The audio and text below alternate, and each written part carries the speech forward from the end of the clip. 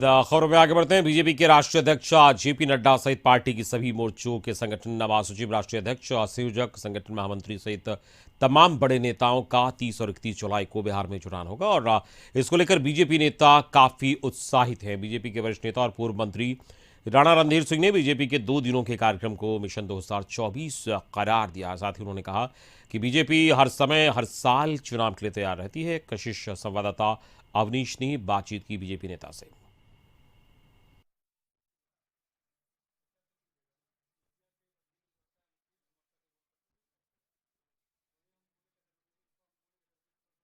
BJP के राष्ट्रीय अध्यक्ष जेपी नड्डा जी 30 और 31 जुलाई को 2 दिनों का वृहद कार्यक्रम पर बिहार आ रहे हैं।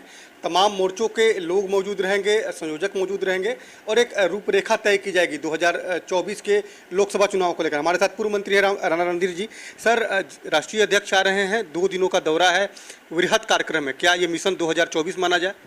नहीं, देखिए, भारतीय जनता पार्टी जो है वो संगठन आधारित पार्टी, और हमारे यहाँ तो संगठन का काम सालों भर चलता है।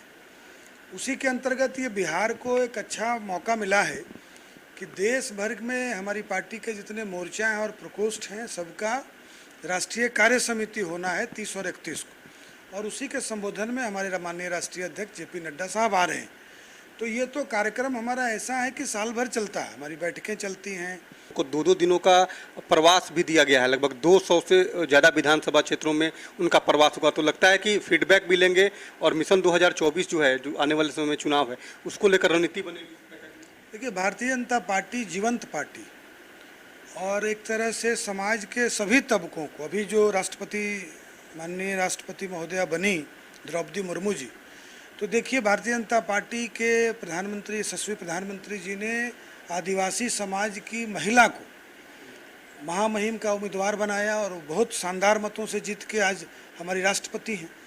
तो जो दीनदयाल उपाध्याय जी का सपना था, श्यामा प्रसाद मुखर्जी जी का सपना था कि समाज की अंतिम पंक्ति में बैठा व्यक्ति कैसे मुख्य धारा में आए, तो इस काम में भारतीय जनता पार्टी लगी है। समाज को जागरूक करना, समाज को जीवंत रखना, युवाओं को अधिक अवसर मिले इस काम में लगना, और इसके लिए जो कार्यक्रम होता है वो कार्यक्रम भारतीय जनता पार्टी प्रतिवर्ष करती है।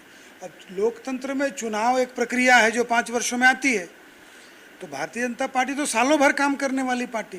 चुनाव में काफ़ी संख्या में क्रॉस वोटिंग हुए। जो महागठबंधन के जो विधायक हैं, उन्होंने द्रौपदी मुर्मू को वोट किया। तो लगता है कि अब महागठबंधन जो दावा कर रहा था कि महागठबंधन एकजुट है बिहार में, वो दावा कहीं ना कहीं खोखला साबित हुआ।